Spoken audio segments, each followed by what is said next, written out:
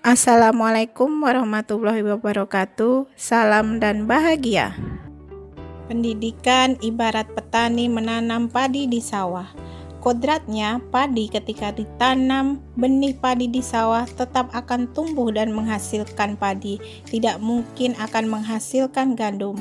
Petani hanyalah menanam benih padi, kemudian memeliharanya, memberikan pupuk, membasmi hama, mendapatkan pencahayaan matahari yang baik, serta memberikan tanah yang subur, sehingga akan menghasilkan padi yang unggul dan berkualitas. Koneksi antar materi, kesimpulan dan refleksi dari modul 11 Pemikiran Ki Hajar Dewantara oleh Bara Bariklana Fama, calon guru penggerak Angkatan 8 SMK Negeri 4 Sijunjung, fasilitator Ibu Yanti Agustina. Dasar pendidikan Ki Hajar Dewantara yang pertama adalah menuntun. Pendidikan adalah menuntun segala kekuatan kodrat yang ada pada anak agar mereka dapat mencapai keselamatan dan kebahagiaan yang setinggi-tingginya baik sebagai manusia maupun anggota masyarakat. Dasar pendidikan Ki Hajar Dewantara yang kedua adalah ing ngarso sung tulodo, guru di depan menjadi teladan, ing madio mangun karso, guru di tengah membangun motivasi, tutwuri handayani, guru di belakang memberi dorongan, sehingga pembelajaran yang dilakukan dapat memberikan keselamatan dan rasa bahagia, sehingga menempatkan siswa sebagai manusia yang dapat bermanfaat bagi manusia lain dan masyarakat pada masanya nanti. Dasar pendidikan Ki Hajar Dewantara yang ketiga adalah kodrat anak. Kodrat anak dan manusia pada umumnya adalah bermain, sehingga dalam pembelajaran dalam kelas hendaknya guru memperhatikan kodrati anak yang suka bermain dengan memberikan pembelajaran yang menyenangkan. Kodrat alam, sebagai guru tidak bisa menghapus sifat dasar atau karakter anak. Yang bisa dilakukan adalah membimbing mereka agar sifat-sifat baiknya berkembang dan menutupi sifat-sifat jeleknya. Yang berikutnya kodrat zaman. Guru harus membekali keterampilan kepada siswa sesuai zamannya agar mereka bisa hidup, berkarya, dan menyesuaikan diri sesuai dengan perkembangan zaman. Dasar pendidikan Ki Hajar Dewantara yang keempat adalah berpihak pada murid. Pembelajaran harus mampu memberikan dampak positif yang mendorong siswa terlibat secara aktif dalam membangun pengetahuan, sikap, dan juga perilaku.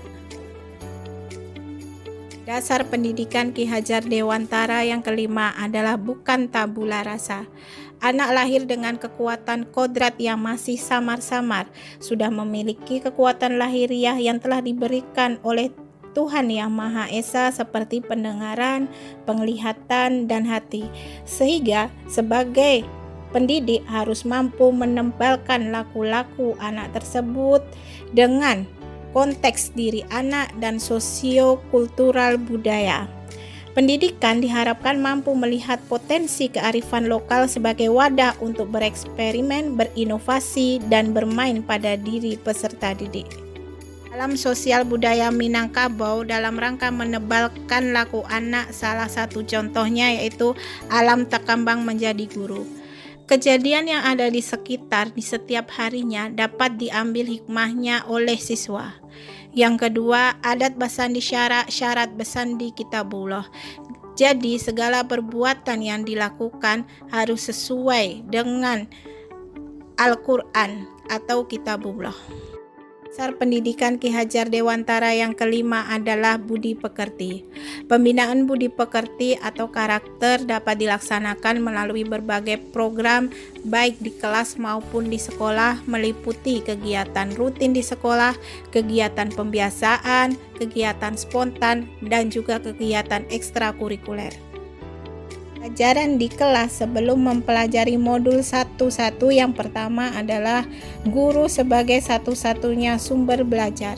Yang kedua, menurut saya anak yang baik adalah anak yang rajin membaca saja. Yang ketiga, adanya tindakan kelas, kemudian adanya hukuman-hukuman fisik secara ringan.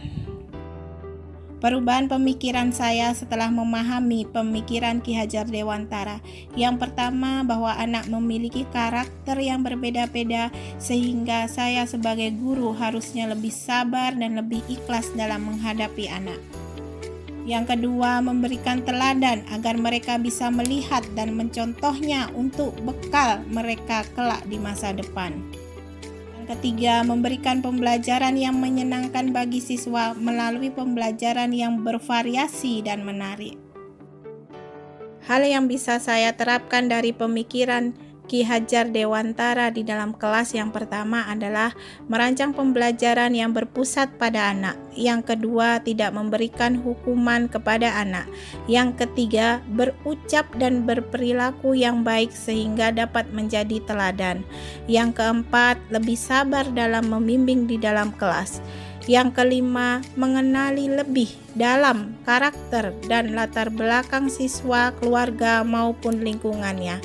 Yang keenam, memberikan pembelajaran yang menyenangkan dengan bermain dan praktik. Yang ketujuh, melakukan refleksi di akhir pembelajaran. Demikian koneksi antar materi modul 11. Terima kasih.